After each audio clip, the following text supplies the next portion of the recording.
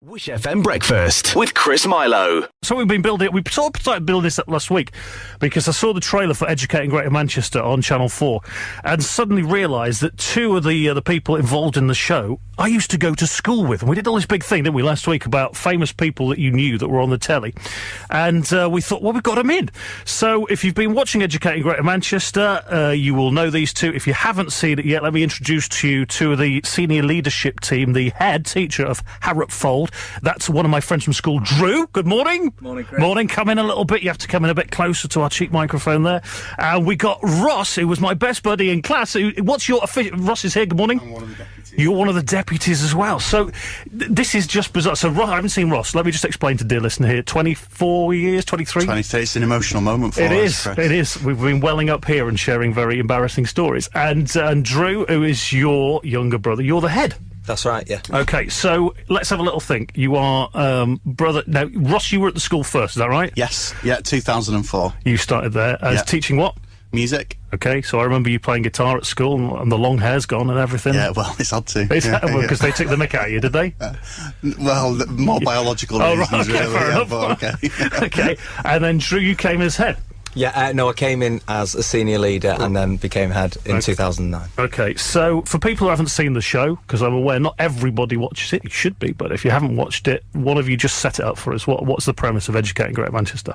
It's a fly on the wall documentary series that goes inside a secondary school. I'm an 11 to 16 secondary school, and just has a good look around about what's happening every day and captures the brilliant things that happen in secondary schools across the country. Yeah, I think that's one of the things with it, is it? Even though it's focusing on your school, I know my daughter's 15, she's at high school, and you kind of see the workings of it. You can see what's going on. One thing I am conscious of, because obviously we work in an environment here in the media where we're talking through the microphones and we're aware people are listening.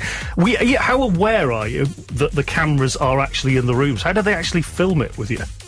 Yeah, it's a fixed camera rig, a little bit like CCTV is the best way to describe it, and there's, I think, over 100 cameras like that around the school, and then they mic people up as you come in. They can't obviously mic everybody up because there's over 900 people, but they mic you up, and then you just go about your business. And, first couple of days you're thinking this is strange and the cameras are moving a little and you've got this microphone on, but after kind of 36, 48 hours, it becomes something you just get very used to, and you have to be very careful then, of course, wherever you go and what you do, including going to the bathroom. What I'm intrigued to know, going to the bathroom, I'm intrigued to know, because obviously I grew up with Ross, classmates and stuff, and your appearance looking very dapper on the telly. Was there any kind of makeover thing going on between the pair of you before the cameras came in? Well, you've got to look your best, haven't you? Yeah. But as Drew said, the issue is that I think very, very quickly you forget the cameras are there. Right. So, we committed to remind each other to turn our mics off when we went to the loo and that kind of thing. You don't want that kind of sound effect going out on TV. Absolutely not. Are there no sunbeds or anything like that, or preening or anything? Well, no, I mean, Harrop is one of those places where it's like 100 miles an hour, right, 100% of the time. Right. And I think so, whatever our thoughts were running into the show about we've got to look our best, we've got to behave in a certain way, as soon as it happens, you just doing your job. And there are cameras and mics, but it's... Well, one of the things, we were just talking off air there a moment ago about the writing on the van scene last week, which was one of the iconic images from the first show where the kids were drawing. I mean, we've all done that. We've all grown up and done that. And I noticed, Drew, you were keeping a straight face while you were doing that. Knowing you at school, you actually said in the show, didn't you? Yes. You would have indeed done that. That was you 25 years ago. What I'm intrigued at, when did you last have like a head... When did somebody come and tell you off? Can you remember the last time somebody came and told you off? As a grown-up, because you're kind of there, you're managing people all the time. Do you get told off at home, that kind of thing? Or you get my 9-year-old tells me off quite regularly. Brilliant. Yeah. She's not 9, she's 8. Sorry. Yeah. For getting her age wrong, presumably. Yeah. So that's the Don't get my age wrong on the radio, Dad. It's a disgrace. Yeah, I mean, I'm trying to think now. Do you ever get told off? We have a brilliant governing body. They tell you off. They're quite happy to tell me to shut up regularly, and I would say the staff as well, because you'll see from the TV show we've got a very open culture, so our staff are more than happy to pull us up when things aren't quite going as they'd like it to be. Okay. Well, we're going to find out a little bit more about you, not just as teachers but as people in a moment, because people who watch the show, they want to go behind the scenes, they want to know about these people, these future leaders of our young children and how they're guiding us. We're going to go behind the scenes at the Povey households next on Wish FM. FM. Chris Milo here on Breakfast. We have Drew Povey, who's the head of Harrop Fold, the head teacher of the school, which is featuring on Educating Greater Manchester with us, and brother Ross, who's part of the senior leadership team, deputy head there as well. We've got a little quiz. We like to do this with our guests when they come in. We've talked about the show, okay? People who want to know about Educating Greater Manchester can watch the show now and learn more. We want to learn more now about you. We've seen you in charge of the school. We want to know if you're suitable people to be educating the youth of today. We can answer that. Okay. Having known you both for over 20 years, I can answer that question short, but we're going to give you a chance, okay? So, we thought we'd test you with some GCSE-style questions, okay? Heavens. All right. So what we're gonna do, we're gonna spin the radio wheel here, okay? Let's spin the wheel. Okay. And pick a subject. Okay, so the first subject that's come up here is music. Okay, that's convenient, because Ross, you're a music fan. Yeah, okay, great. But we'll go with Drew first. Okay, so Drew, your question sounds like this. Drew, what is the most embarrassing piece of music in your music collection? What is the most embarrassing piece of music in your music collection? Well, it depends on whether you see this as embarrassing. Go on. I would probably think most people in the world would think having the Michael Ball back catalogue is embarrassing. Okay. Well, shall we see if you're right? Yeah. Because someone who should know is your little lad Finn. The most embarrassing music that Dad would definitely have would be Michael Ball. Michael Ball! There you go.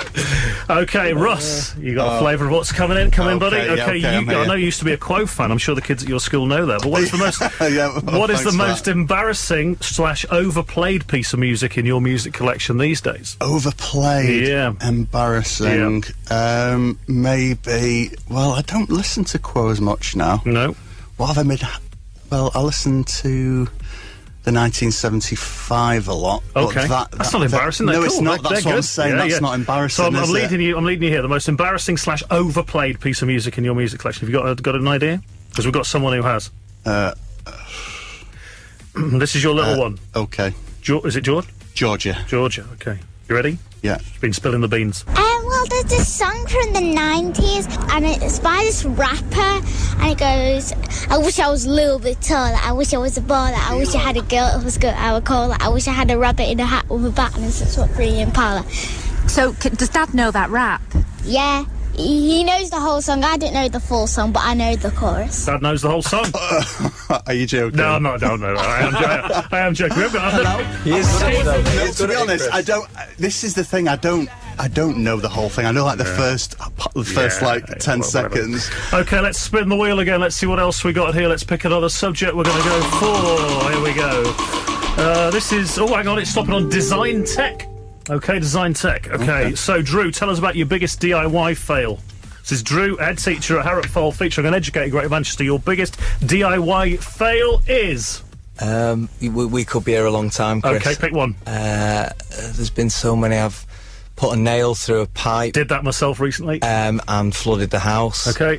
There are literally that many. Okay. I don't think I could pin it down, but can't hang a picture. Okay, That's probably the best description of me in design tech. Well, let's see if Finn and your Mrs. Vicky agree. Listen. His worst DIY moment definitely would have to be when he was having a new bathroom fitted, and the builder said you need to take off the tiles, and then the builder went away and came back, and he found that Dad took all the tiles off, including all the grouts and all the plasterboards. So there we go. You destroyed the bathroom. Is that right? Did. And I thought I'd done really well. In an hour, I'd managed to get it right the way back to the brickwork, bagged it all up, got it outside, and I was standing there expecting him to come in and give me some kind of gold star, and he just went, "You're an idiot." Brilliant. You're just like me on that one. Okay, so Ross, design tech question. Have you ever let the children down when it comes to fixing stuff at home? Have you ever let the children down when it comes to fixing stuff at home? I think Tinkerbell may still be on the window ledge without her wings. Tinkerbell, okay, well, we have another female character that has been affected. This is Georgia here, listen. Once, when I was probably about 3 or 2 years old, and I was quite sad because my Barbie's doll's head came off, and Dad never ever fixed it, and he said that he would. let her down. You never fixed Barbie. Oh no, that's terrible. Come on, what's going on? Right, final wheel spin here, or else we're going to be talking through the news. Okay, final subject for you. This is the two of the senior leaders here at Harropfold High School. Okay, so the final subject, home economics. I don't think they do home economics anymore, do you? We used to do home economics. Okay, Drew. Food tech now, Chris. Food tech. Okay, which household tech are you least likely to do, Drew? Which household task are you least likely to do? There could be a couple there, but I would go for cooking. Cooking. All right, let's see if young Finn and your Mrs. Vicky agree. Let's listen. The household task Drew would least likely do would be cooking, but he makes really good scrambled eggs. Well, you make really good scrambled eggs. I do, yeah. It's all about the butter in first. Is it? Butter in first? All the butter in first. Okay, final question. I know you're waiting for this, Ross. You may be leading a new generation of independent young souls, but is there a task at home that you would not be able to demonstrate to them?